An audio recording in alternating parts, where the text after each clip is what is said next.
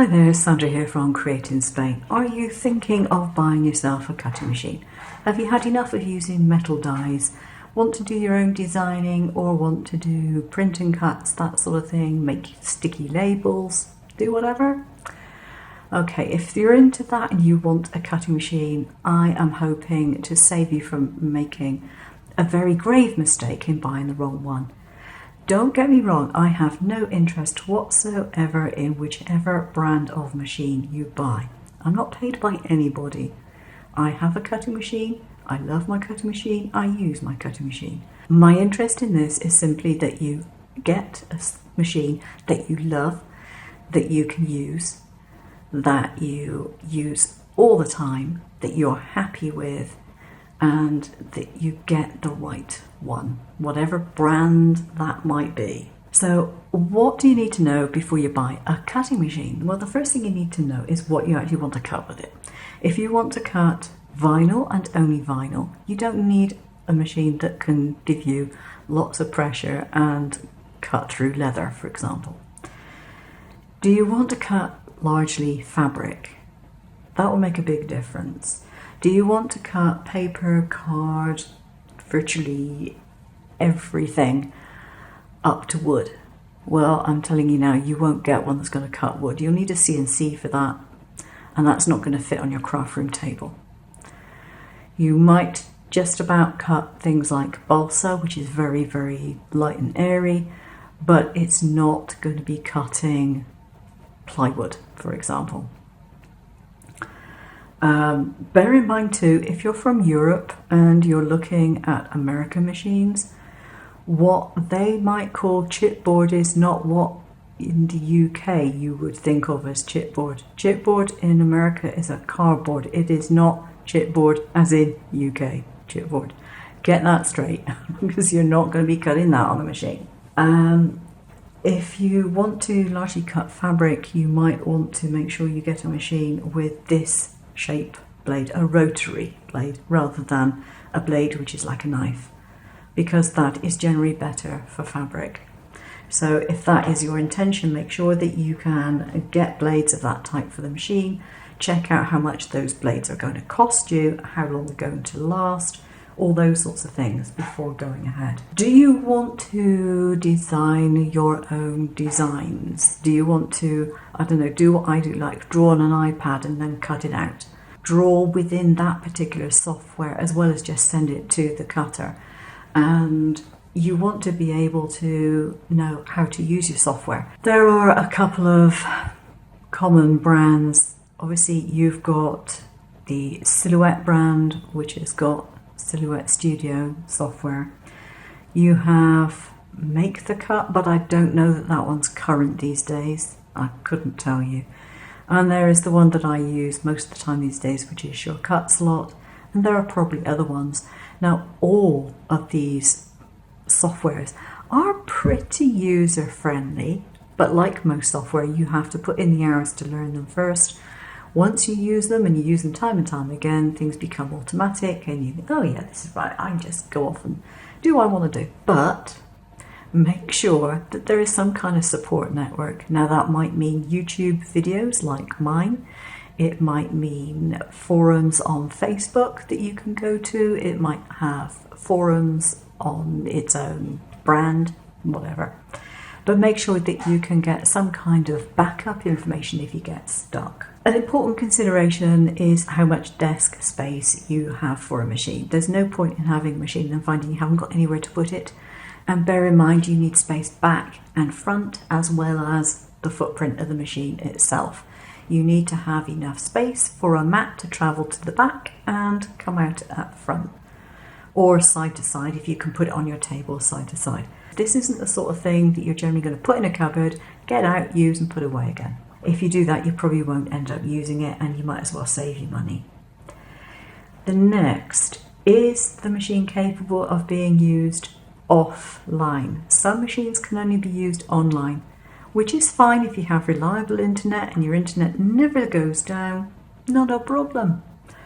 If, like me a few years ago, your internet was decidedly ropey, that is a problem, so you might want to make that a consideration. Do you have a Mac or a PC? And what operating system do you use? How much is the software going to cost you if it doesn't come with the machine? It's all very well buying a machine that might cost you £200 or $200, whatever it may be. Make sure it comes with the software, because you might get a bit of a shock to find that the software is as much as the machine is in some cases. So be aware, find out what is included in the package that you are buying, and that it is suitable to run, if you've got a Mac like me, suitable to run on a Mac without running a mirror operating system, that it can cope with Catalina, so it needs to be a 64-bit piece of software, and that you won't be at home thinking, oh drat, I've got a machine that I can't easily use. Price is an important thing, but it should be actually the last of the considerations that you make. There is no point whatsoever in buying a cheap machine if it's not going to do what you want it to do in the way that you want it to do it. There is no point in having a machine that you can't operate on your particular equipment, your laptop, your desktop, whatever. And there's no point in having a cheap machine if you want to do a lot of prints and cuts and it doesn't do reliable print and cuts, for example. Go on the forums, find out about whatever machine you're looking at. Don't just look at the positive, look at the negatives too. How good is the support network? How good is the software? Does it crash a lot? Does it cope with different things? Now, finally, the thing that you really need to consider is the accessories for these machines. Because again, if you buy a cheap machine, it might be cheap to start off with, but it's not going to be cheap if you're going through blades at a rate of knots and you have to spend $15 or something on each blade. So make sure you know the prices of the accessories and that you can afford them. Now, some machines will take cutting mats which are only their own brand. Some machines will take any cutting mat you care to put on it, but some are more fussy. And that is something that you're going to have to replace fairly frequently. In some cases more than others, because not all cutting mats are equal. Some are quite thin and flimsy and some are quite sturdy. And if you have a brand with a flimsy mat, you'll be replacing it a lot more often.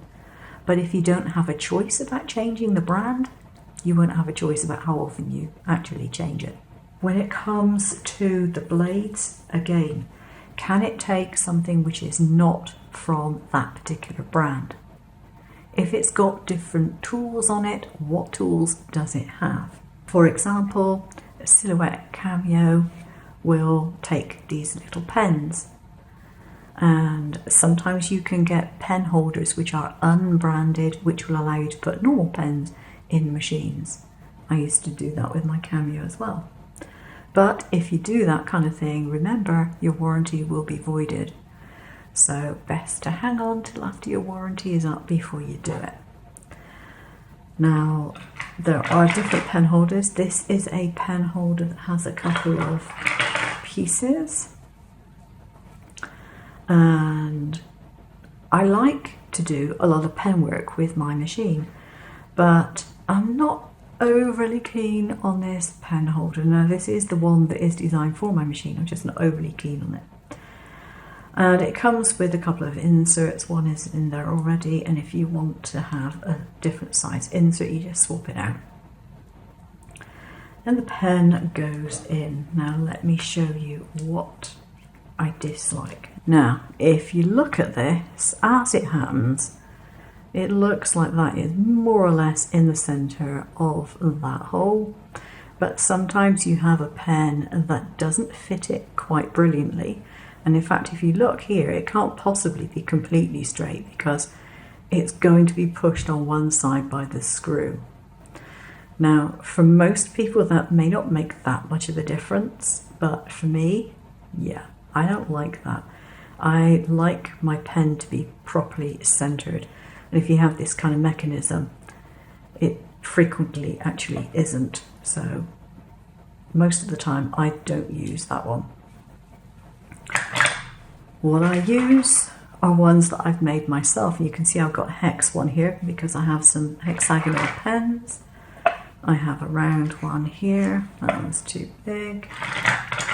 But I've just got a whole series of these things in different sizes. That one fits, and that will go into my cutting machine.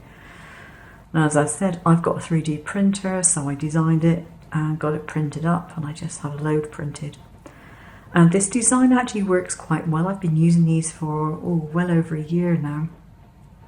And it works nicely because it has a little gap here, and the plastic being quite firm but not soft will expand enough to grip a pen. Pretty much every pen I've got, I have a holder for. You can buy different holders online and you pay your money, you take your choice.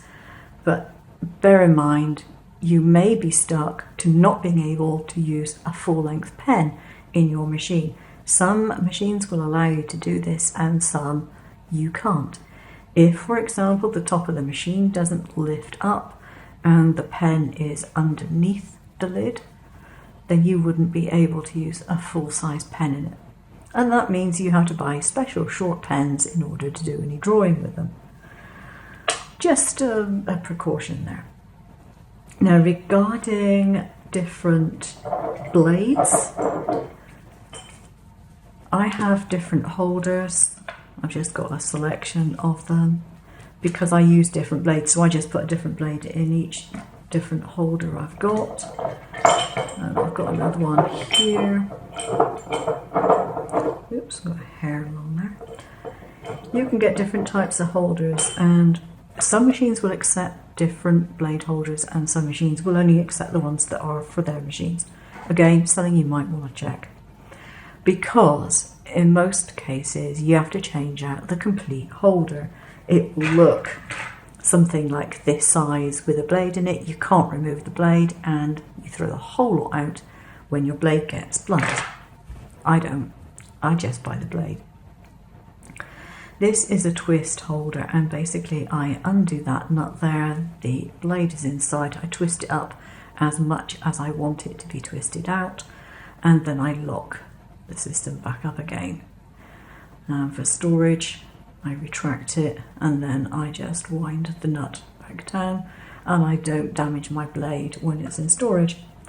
This one is a 30-degree blade, which means the blade is actually almost flat to the paper, but not quite. 30-degree blades are great for doing things like vinyl cuts with large letters, not great for detail.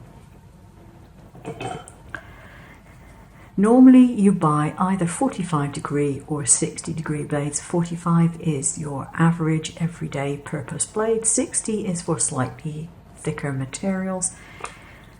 60-degree means it has a finer point to it. This is a click holder, and with these you put the blade in and out simply by pulling it out and popping it back in.